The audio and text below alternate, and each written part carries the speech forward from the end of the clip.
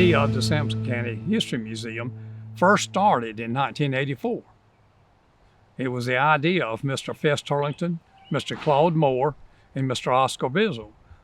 They were attending one of the festivities in downtown Clinton, and they were trying to get a history museum started.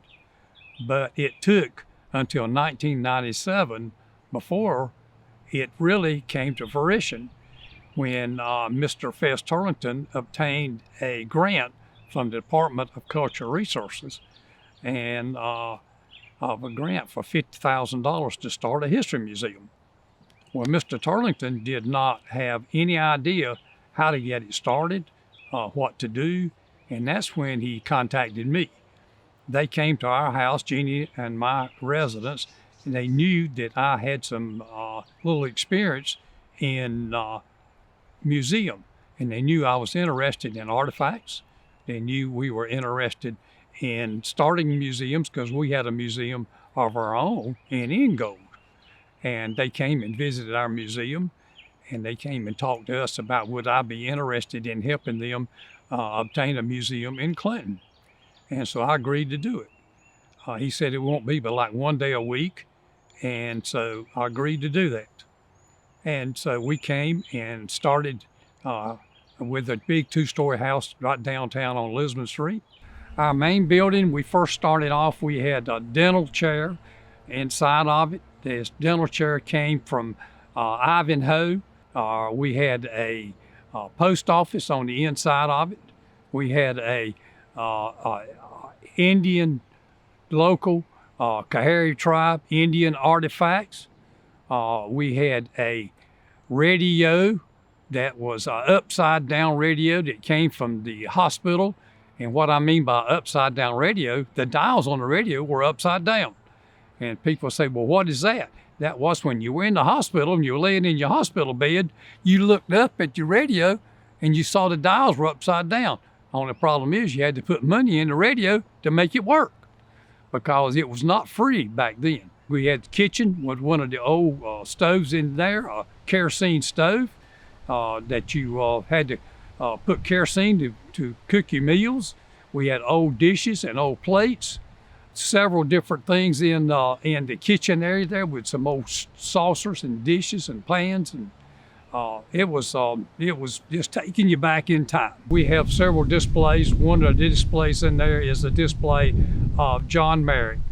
John Merrick was an African-American man that was born here in Sampson County. He resided in Durham after leaving Sampson County. He was a brick mason.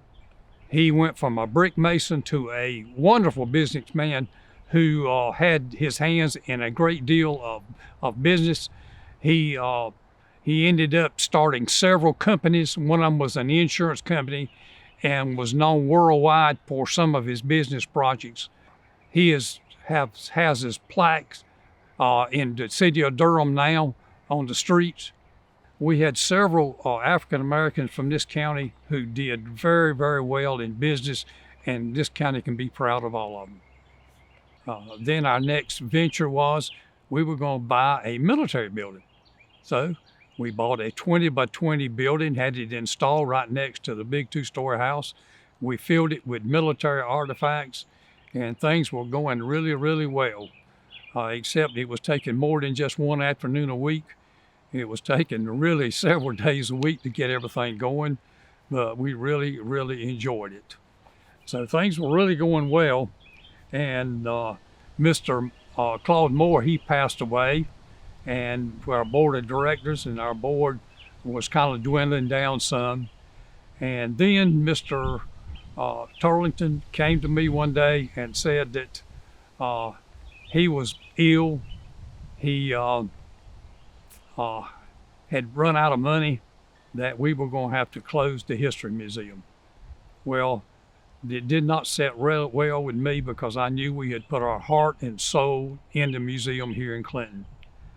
And so I told him, Mr. Turlington, I just cannot give the museum up. He said, well, David, I am ill. We're out of money. Then I just cannot do it anymore. And he said, you will have to handle it. And I said, well, I'm gonna try to do the best I can. So we took a trip over to Fayetteville, and the museum was signed over to me as president. And so it went from there to I was working almost full time here at the museum, trying to keep the museum going. Sampson Community College, career training that puts you to work. Our new esthetician program offers students instruction and hands-on practice in aesthetics. They'll learn important safety procedures, skin care for clients, and makeup techniques. This 2-semester program offers a day class or night weekend class to accommodate any schedule. Once completed, students will be able to apply to the State Board of Cosmetic Arts for examination. Sampson Community College. Begin here, go anywhere. Eastern North Carolina is a beautiful place where we gladly choose to call home, and we strive to provide the best communications services. STAR is committed to improving communications to all our service areas because we want to improve the communities where we not only work, but also live. STAR Communications.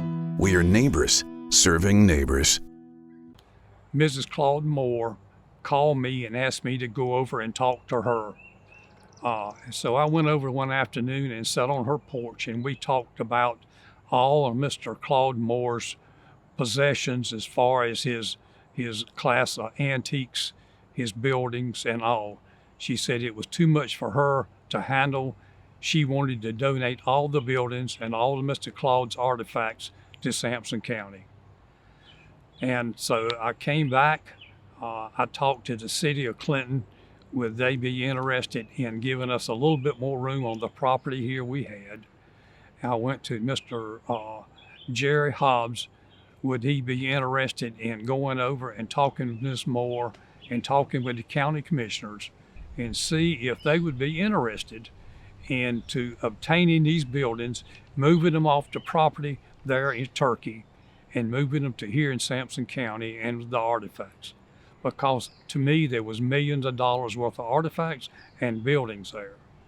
And thank goodness our county commissioners were wise enough to go out and see these and move them here on the property here.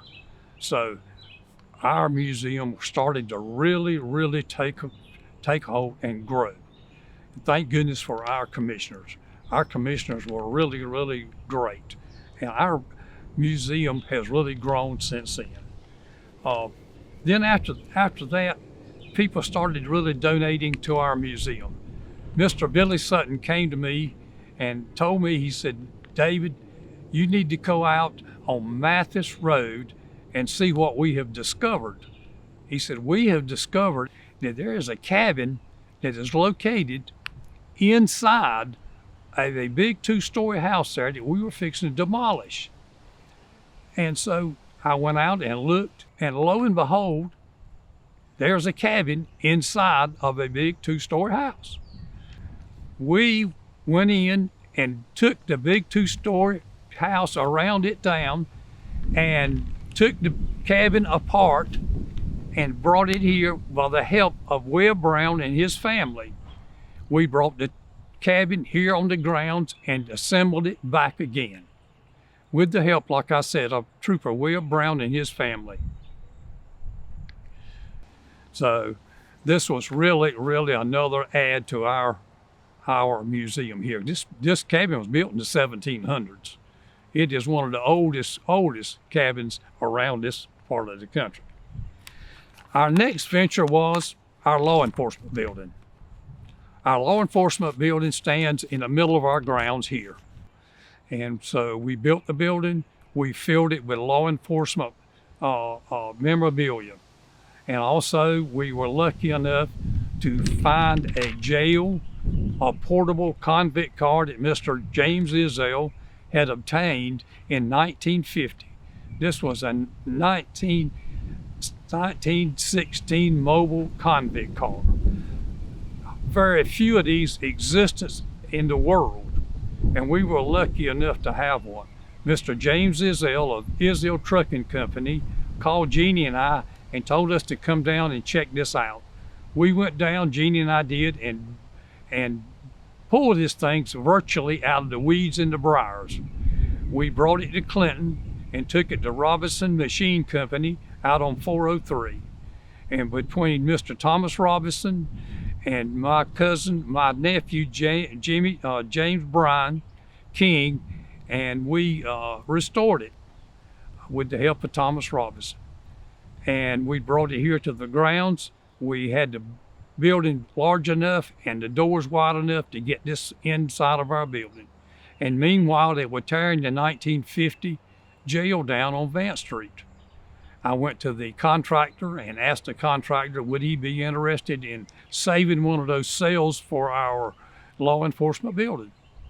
And he agreed. As a matter of fact, he tore that whole jail down around our cell that we wanted. We brought it here inside of that building and put it inside of that building, and it's one of our main attractions. We have got a mannequin inside dressed with one of the old striped suits, and the kids and all get a kick out of it. And also the mobile convict car, we let the kids go on the inside of it and close the door, and they get a real thrill out of hearing that door close behind them. We've got so many artifacts inside of it, you would not believe. 105.7. 105.7. Tuning into Christian 105.7 is tuning in to a space of hope, encouragement, answers, and love. With the magic of radio or the convenience of the internet, Christian 105.7 is focused on sharing the universal truth and light of Christ with a local touch that creates that special feeling of community. More than just another broadcast station, we're your neighbors. Christian 105.7. What faith sounds like. If you're looking to start a small business or wanting to grow your existing business, the Sampson Community College Small Business Center is here to help. They can provide you with community and statewide resources to help you reach your goal. They also provide education and training, counseling services, and networking events. Best of all, these services are free.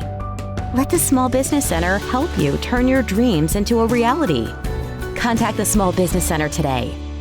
Most aging adults want to stay in their homes as long as possible. And as your loved ones get older, you want to support them, even when you can't be there.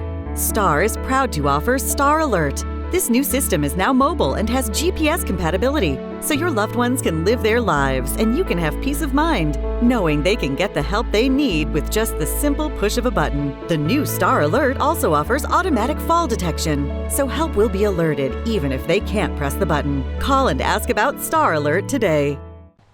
Our exhibit hall was, if you look at it, it resembles a barn on a farm.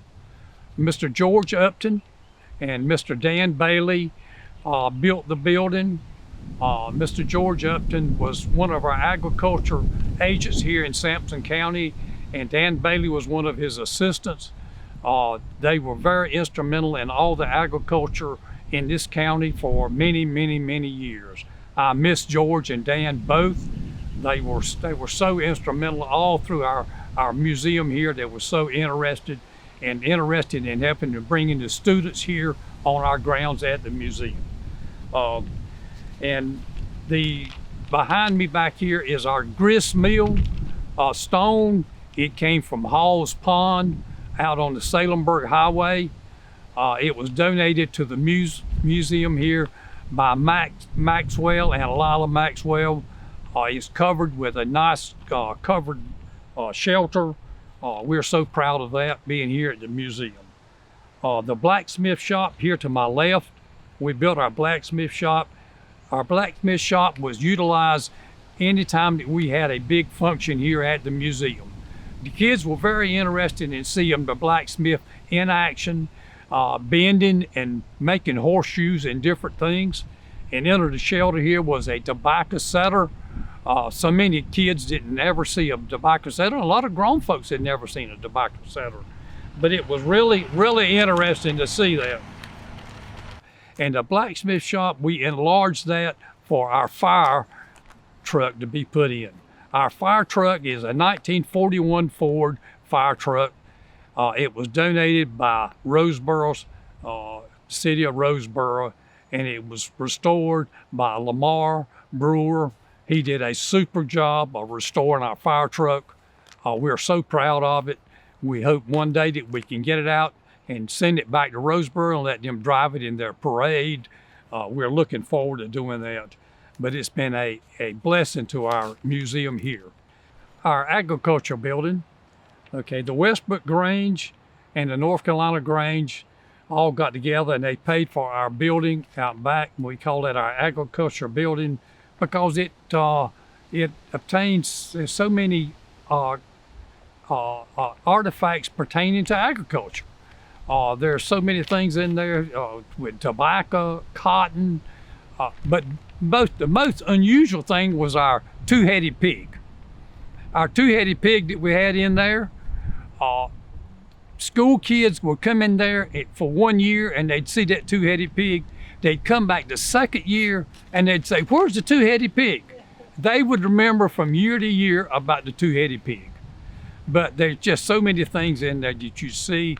There's pictures in there of our old tobacco markets and our produce markets. There would be lines of traffic for almost half a mile or 3/4 of a mile or a mile of people sitting in line just waiting to sell their produce, their cucumbers or their pepper or whatever. And it would be astounding just to sit there and see. And I remember with my dad parked in that line of traffic waiting to sell cucumber or pepper for $2 for a bushel of pepper that you spent all those hours out there picking. But I can remember that just as well as I can do.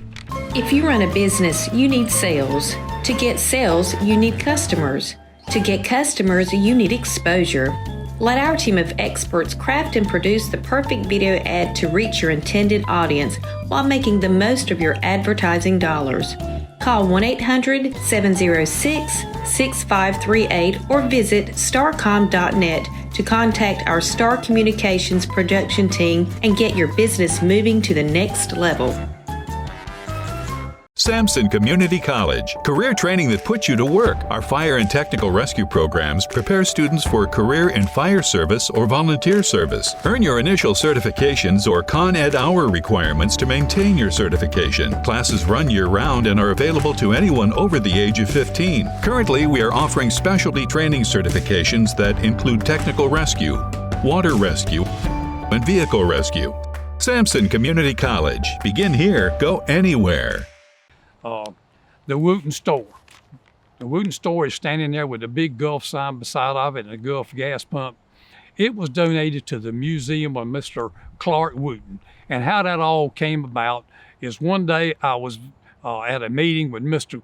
Wooten and Mr. Clark Wooten, and I said, "You know something, it would be nice if we had a store there at the museum." And he said, "Are you serious?" I said, "Yes, sir." I said, "We've got a store at our house, and I would love to have one at the museum. It's just most people remember, especially our older people, a little country store." He said, "Have you got time this afternoon to meet me at my office?" I said, "Yeah." So I met him at his office that afternoon in the northern end of the county.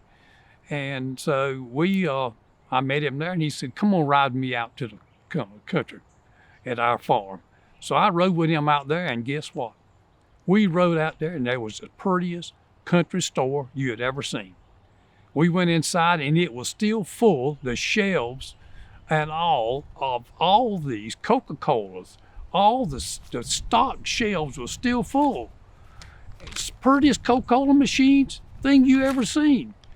And he said, "Would you like to have this at the museum?" I said, "Clark, are you serious?" He said, "I'm serious as I can be." I said, "Yes, sir, we would." And guess what? He donated it to the museum. Not only did he donate it, he paid and had it moved to the museum. Not only did he do that, he had it painted fresh. That was a blessing. I love it as I can be. I love old stores. I love old artifacts like that. And Mr. Wooten was as nice as he could be. He has supported us greatly. Next is our sports building. Our sports building was paid for by the sports club.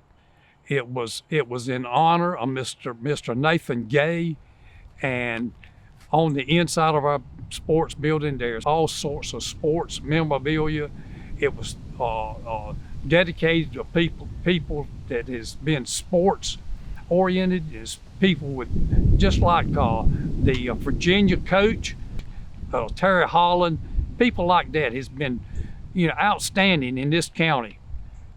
There's still people that needs to be inducted into the Sports Hall of Fame in this county. I was just so proud that we were able to have it on the grounds here at the museum. Now I want to talk a little bit about our new military building.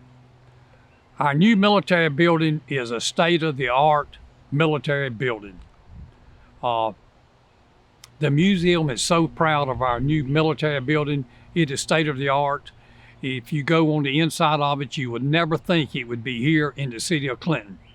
It is, on the inside, it's got all sorts of military, starting from the early years of military right on up to the current.